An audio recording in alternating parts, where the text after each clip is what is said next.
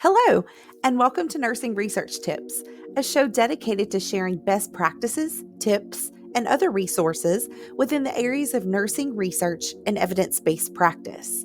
I'm your host, Jenny Barrow, Associate Professor of Undergraduate Nursing, who specializes in teaching students real-world content to help transform their future nursing practice.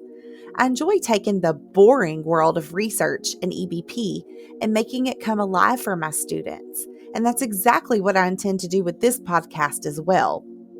On today's episode, I have some special guests from my university's undergraduate nursing research and EBP course. Olamide, Laura, Pema, Sijan, and Neema are joining us to discuss their evidence-based practice project. Before they get started with their discussions, I wanted to let our listeners know that I've shared a copy of these students' evidence-based practice poster to accompany this podcast episode. You can find this resource in the show notes of whatever podcast site you're currently listening to. Now, without further delay, let's turn the show over to Olamide to get us started. Hello, listeners. My name is Olamide Afolabi, and on behalf of my other group members, I would like to welcome you to our podcast discussion. The work we have completed in our undergraduate nursing research and evidence based practice course.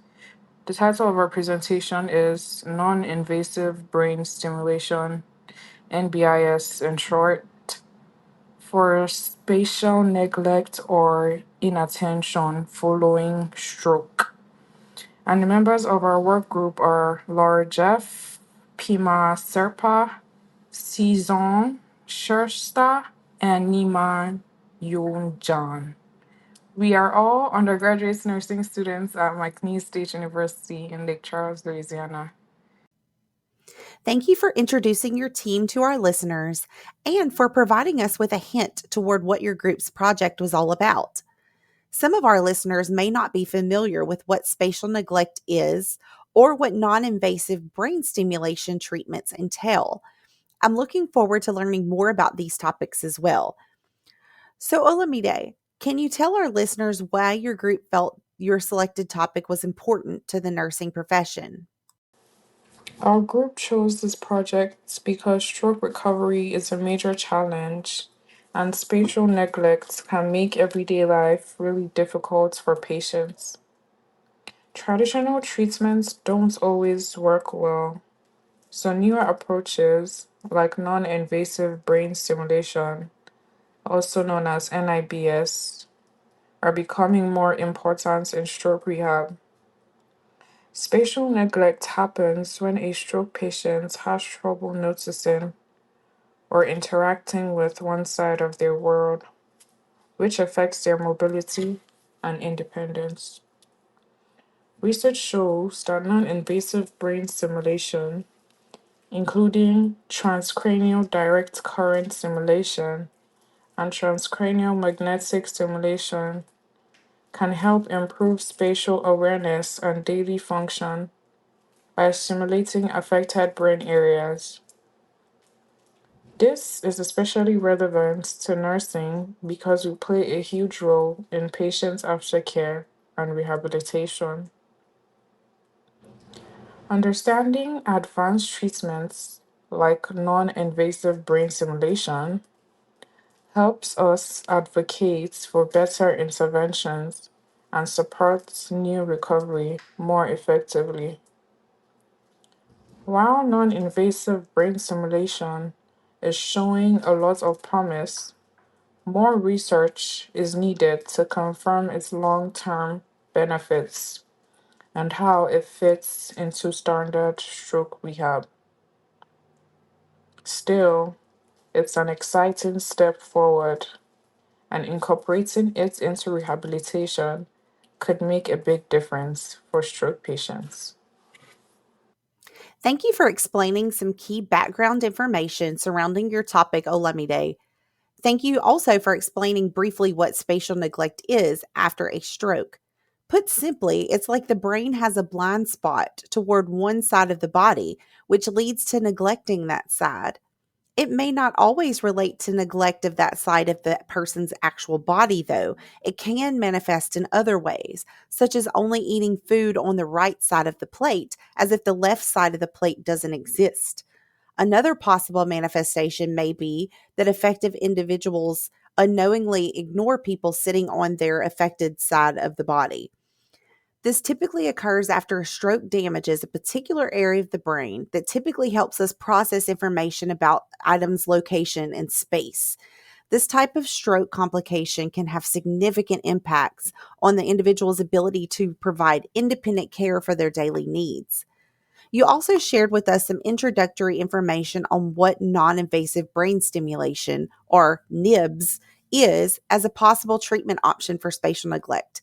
In a very overly simplified explanation, NIBS helps to gently adjust the electrical or magnetic activity of specific brain areas that are affected. There are various modalities that clinicians can use. Sometimes magnetic stimulation is introduced via scalp electrodes to either stimulate the affected side of the brain or possibly decrease activity on the healthy area of the brain to help rebalance the brain's networks. These treatments are considered non invasive because they are done with either electrodes or a magnetic coil applied on the scalp with no implantation of anything internally. If you're more of a visual person like I am, I provided some links to a couple of online resources that also include pictures of how these modalities are applied. Those are available in the show notes if you'd like to check them out. Now, Pima, can you tell us what your group did next within your overall evidence based practice project?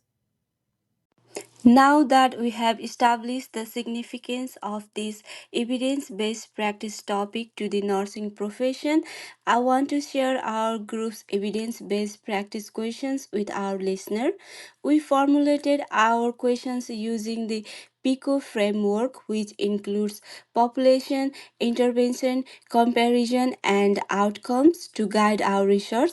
Our questions is the nursing care of non invasive brain stimulation more effective than other traditional treatment at improving spatial neglect in stroke patients? This inquiry is essential in evaluating innovative nursing interventions that may enhance recovery for stroke patients. By exploring this topic, we aim to equip nurses with valuable insight that contribute to evidence based, high quality patient care. Thanks for sharing your group's PICO question with our listeners, Pima. This question served to focus your group's investigations into the literature. Can you tell us more about how you used that PICO question to help you find published research studies about your selected topic? We used our group's PICO questions to create keywords to search the following university library databases: APA, Psych Info, CINAHL Complete, Academic Search Complete, and PubMed. Each database provided valuable insight into different aspects of our topic. APA Psych Info helped us explore the psychological and cognitive effects of non invasive brain stimulation on stroke patients. CINAHL Complete was particularly useful for nursing focused studies on the efficacy of non invasive brain stimulation. Academic Search Complete allowed us to investigate broader perspectives on spatial neglect in stroke patients, while PubMed provided extensive research on stroke rehabilitations from a medical and clinical perspective. To refine our searches, we applied a specific search limiter to ensure we retrieved the most relevant and high quality studies. We used peer reviewed filter in APA, PsycInfo, and PubMed to ensure credibility. In CINAHL Complete, we limited research to studies published between 2020 and 2025, which is the latest 5 years, ensuring we focused on the most recent advancements. For academic source complete, we required full text articles allowing immediate access to complete studies without restriction. Throughout our search process, we found that combining keywords with Boolean operators like and or helped narrow and expand result effectively. One challenge we encountered was those slight variations in keywords such as using TDCs instead of non-invasive brain stimulation significantly impacted search results. A helpful tip for conducting efficient searches is to use database specific subject headings and advanced filter. This can save time and improve the quality of retrieved studies. I appreciate your sharing some helpful insights into your group's literature search process, Pema. I also appreciated that you recommended the use of database specific subject headings to make your database searches more effective. In addition, I thought that I'd add that acronyms are not always your best friend when it comes to searching for clinical topics. For example, the acronym for non invasive brain stimulation is NIBS, NIBS. However, if I were to search academic databases for sources about the effectiveness of this intervention, I would start with typing out the entire intervention phrase, non invasive brain stimulation, not the acronym NIBS. Another approach would be to use the Boolean operator or to link together as many possible variations of the terminology for NIBS to ensure that you don't miss anything substantive. Within CINAHL, which is the Cumulative Index for Nursing and Allied Health Literature, a specific database we use a lot as nurses, when I started typing in non invasive brain stimulation, the database actually gave me some possible other search phrases. Therefore, I ended up typing in this entire keyword string connected by the Boolean operator or to get as many articles related to the intervention component as possible. This is what I typed in: non invasive brain stimulation or TMS or transmagnetic stimulation or TDCS or transdirect current stimulation. Once I did this, I retrieved 837 peer reviewed full text English language sources published within the last 5 years. Now, I don't want to go read 837 articles. No one has time for that right now. So then you could conduct another search specifically related to the issue of spatial neglect within those 837 retrieved studies to further limit your search and be more associated with your group's PICO question. Now, after your group reviewed the retrieved peer reviewed studies, what key evidence did you discover about how to answer your PICO question? Our group basically found four different non invasive brain stimulation techniques to research. And all of these techniques are improving outcomes in post stroke spinal neglect patients.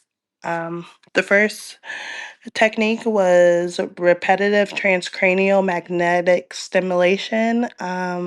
This is a non-invasive brain stimulation that uses I'm sorry, electromagnet pulses to modulate new brain activity. This is very useful in motor recovery and cognitive recovery. The third technique was prism adaptation. This uses prism glasses to shift the visual fields, helping stroke patients compensate for spinal neglect. This is very helpful in hemispinal neglect and motor recovery. And our last technique was right hemisphere damage banks. This is a type of rehabilitation approach for patients with right hemisphere damage. and it's very useful in improving attention deficit and emotional and social deficits. And here are our findings. One researcher found that RTMS combined with musical therapy significantly improved language function and depression in post-stroke aphasia patients. Another researcher demonstrated that TDS or TDCS was feasible and safe for post-stroke neglect patients with as high as a 87.5 retention rate. Another researcher compared prism adaptation and visual scanning training, and this showed that prism adaptation was more effective for restoring spatial representation. Another researcher reported after using TDCS on hemispatial neglect patients, there was significant improvement, and these improvements were sustained over 1 year. And our last researcher used RHD bank test batteries to assess spinal neglect in chronic stroke patients, and this reinforced the need for targeted rehabilitation strategies. Excellent discussion of the studies that your group reviewed, Laura. Thanks for explaining the four main NIBS modalities that your group discovered via your literature search before you shared your main findings. Now, Sijan, can you tell our listeners about some additional key implications that nurses who work with this specific post stroke population should consider based on the literature your group reviewed? So, based on the information our group reviewed, I noted some synthesized implications for nursing practice, which include NIBS, non-invasive brain stimulation. This also include technique like RTMS, repetitive transcranial magnetic stimulation, and TDCS, transcranial direct current stimulation, which have shown potential in helping stroke patients to regain spatial awareness. So, what does this mean for the nurses and healthcare provider?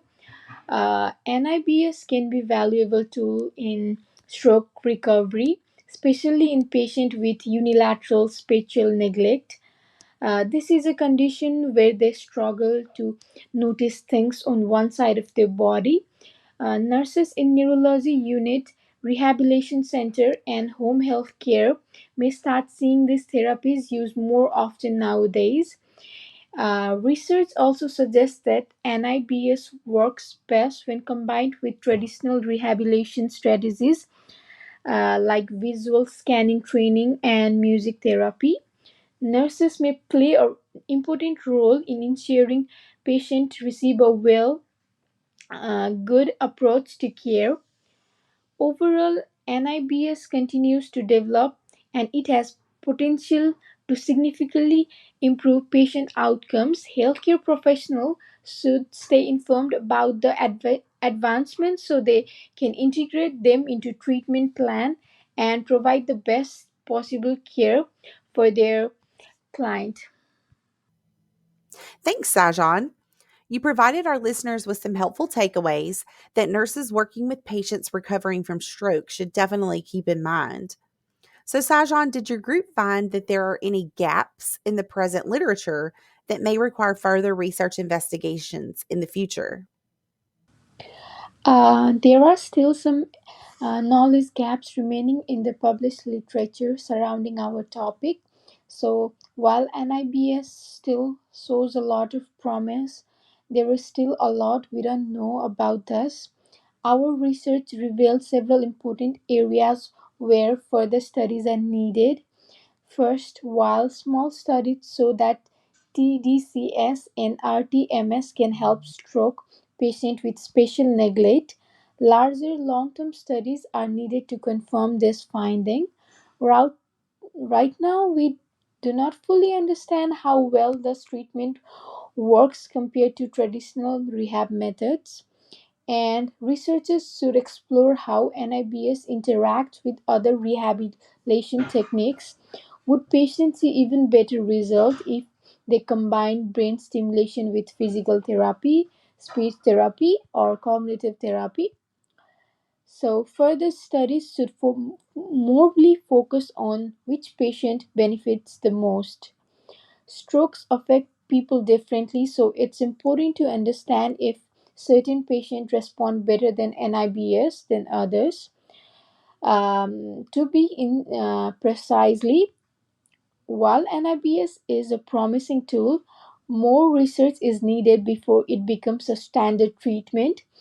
With continued studies, we can refine this technique and ensure they are safe, effective, and accessible for stroke patients everywhere. Okay, so your group has given us a lot of excellent information about the current state of the science surrounding your selected clinical practice topic.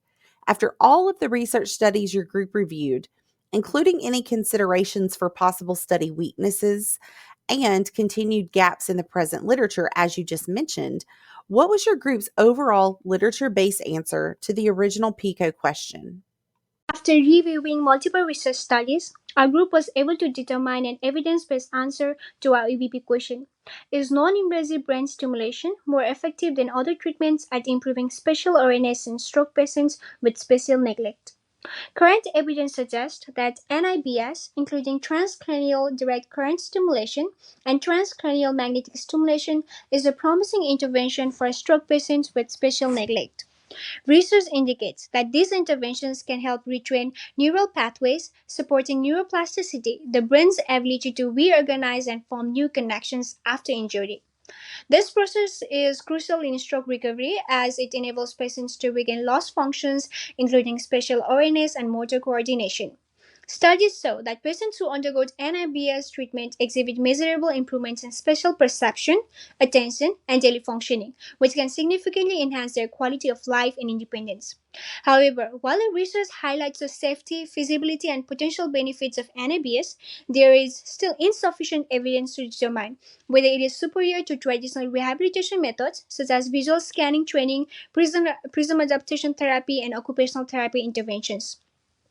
Traditional rehabilitation strategies remain the gold standard in clinical practice as they have been widely studied and successfully implemented for years.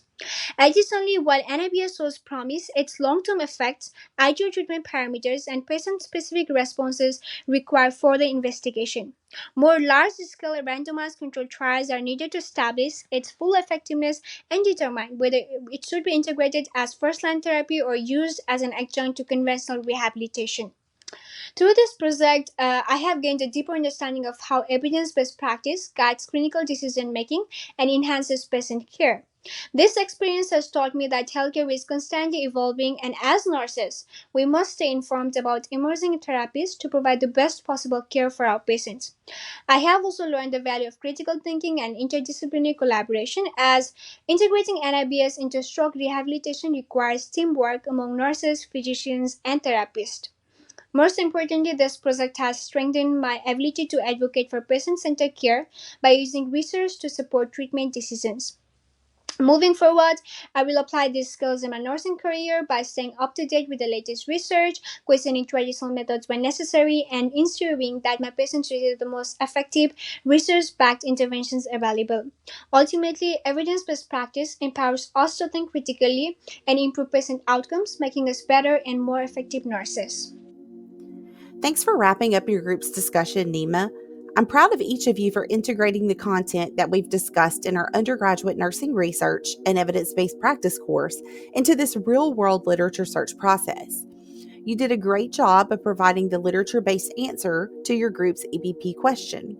In essence, while NIBS is promising, there isn't enough literature comparing NIBS versus more traditional rehabilitation processes, which is what your original question asked.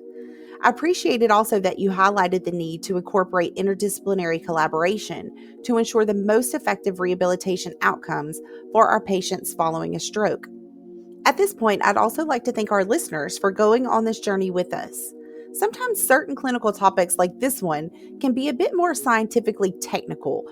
From the nursing perspective, these types of research study articles can be quite difficult to read due to the highly technical professional jargon with which they are written.